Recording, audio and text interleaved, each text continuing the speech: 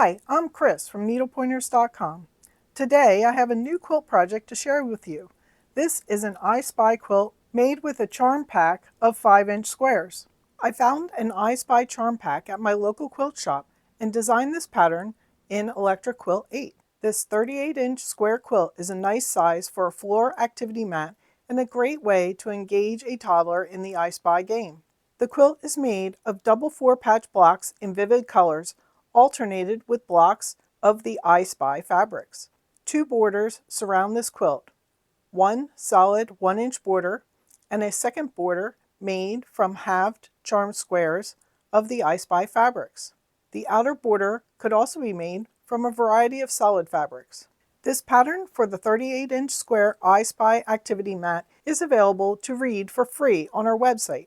If you want to make this quilt and you don't want to collect many I Spy fabrics, there are sellers on Etsy who have already done this for you.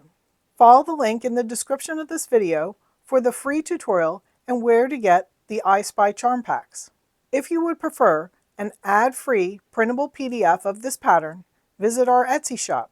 The pattern on our Etsy shop also includes 3 additional sizes: a crib size at 38 by 54, a toddler size at 46 by 62, and a twin size at 62 by 86.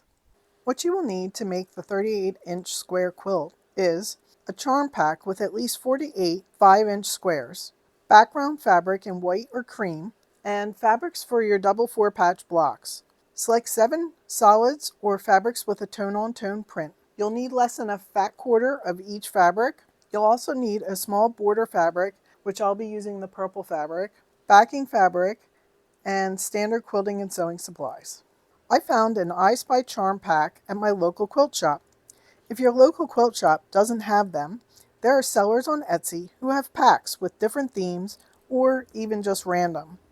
I'll include a link to purchasing the charm packs from Etsy on our project page.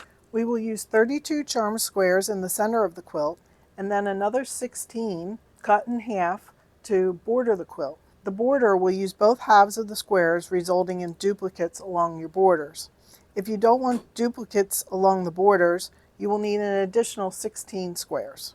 I've cut all of the fabrics I need for making this quilt. To get the numbers and the sizes to cut of all of the fabrics, please click the link in the description of this video to go to our webpage for this project, because it's a lot for me to say in a video. First, we're going to create the double 4-patch blocks. Take each of the color strips and match them to the same length background strip, putting them right sides together, and sew along one long side. So here are all my strips sewn, and I've ironed them towards the darker fabric. Next, we're going to subcut these into 1.5-inch sections. To subcut the sections, line up your ruler along the edge and square up the end just to start, and then measure your 1.5-inch sections and cut each one off. Here I have all my little pieces cut. Next, we're going to make a 4-patch. So take 2 of the pieces, flip one around so it's like this, put them together, right sides together. The 2 seams should interlock because they're ironed in opposite directions, so that should help you make a nice seam. And sew each one together so that they'll become a 4-patch. I'm going to sew all these together and then I'll show you how to iron the seams.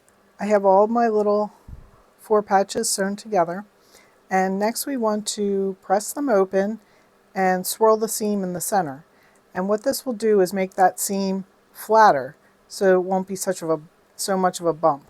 To swirl the seam, open up the 4-patch, and then you can see that you'll have 2 of the seams going opposite directions here. And what you want is the seams to kind of go in a circle, pointing in a circle towards each other. So I'll open these up and have this one facing this way, and this one is facing that way. And then you'll see you have like a little square 4-patch in the center. So iron all your 4 patches like that.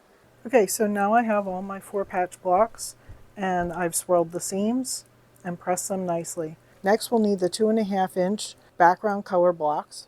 Stack all your 4 patches in the same way. You can see I have them all stacked together and have the color in the top left side. Next, we're going to sew the background squares onto the right side of all of the blocks. Do them all the same. Make sure your blocks are always oriented the same way and sew these onto the right side. I've sewn all the 2.5-inch squares to the 4-patch blocks, and I ironed the seams towards the 2.5-inch square. The next step is to sew the blocks together into a double 4-patch. You want to make sure that you're sewing them together so that the color goes from the top left to the bottom right. So make sure you put them together in that orientation. You don't want them like this. So put these together. Since the seams are ironed in opposite directions, you should have a little ridge and they should kind of lock together in the center to make it easier to sew the seam in the middle. Once you've had these sewn together, then iron and swirl the seams like we did with the 4-patch blocks. Okay, so I have all of my double 4-patch blocks finished. The next step is to lay out your quilt blocks. The quilt is 8 blocks by 8 blocks, alternating between colored 4-patch blocks and I Spy blocks. Use the quilt diagram in the pattern to lay out your quilt blocks. Mix up the I Spy fabrics throughout the quilt. If there are directional fabrics, be sure to turn them in all directions. Don't have them all facing in one direction, as you don't want the quilt to be directional. Before sewing the blocks together, I like to take a photo of the quilt and review it. Sometimes you'll see a mistake in the photo that you wouldn't see just looking at the blocks. It can also bring out if you have too much of one color in an area of the quilt. Sew the blocks into rows, ironing towards the I Spy blocks. Then sew the rows together. The corners should interlock, helping them match up. Iron the row seams in either direction. I've sewn together the rows. I also sewed on the 1.5-inch border around the outside. You'll have 4 strips for the border. Sew 1 strip to each side across from one another, and then trim the excess off, and then sew the other 2 strips to the other 2 sides. Press the seams towards the purple border. Now I've added the 4 corner yellow rectangles to the corners and placed the other rectangles randomly around the quilt. I placed them so the duplicate fabric sections are on different sides of the quilt. So next I'm going to sew the 8 border rectangles into a strip with their short ends together. I'll make 4 strips of 8 blocks each, pressing the seams to one side. Center the first strip on one side and sew it on. It's going to be about a 1/2 inch longer than the quilt. Sew the second strip to the opposite side in the same way. Then trim the excess off the ends. Press towards the purple border. For the other 2 sides, add the yellow corners, the 2.5-inch squares, to the ends of the last 2 strips. Press towards the yellow. Then sew the strips onto the last 2 sides of the quilt, pressing the seams towards the purple border. And that completes the quilt top. For this size quilt, you should be able to cut a pit backing from a standard width size piece of fabric. So then you can layer the backing, batting, and quilt top together. Quilt it as you desire.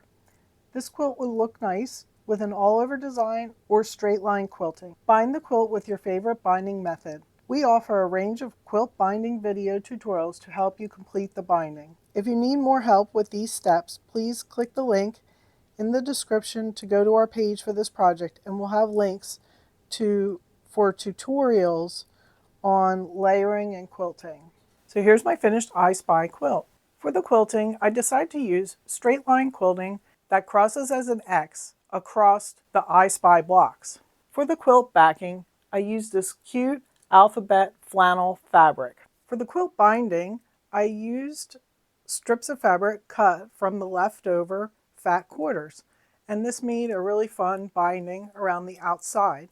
I used our tutorial for quick quilt binding, but instead of using a serpentine stitch, I used a straight stitch right along the edge of the binding. To make this easier to get right along the edge of the binding and straight, try using your blind hem stitch foot. It has a guide in the center of the foot, and placing your needle all the way to the right will let you stitch just along the edge of the binding. Here is another I Spy quilt I made. For this quilt, I quilted it with an all-over design that features stars. For the back of this quilt, I found this fun fish fabric.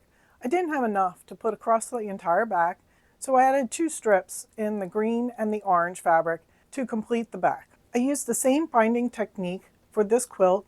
Another idea for the binding is to use the same color that you used for the small border.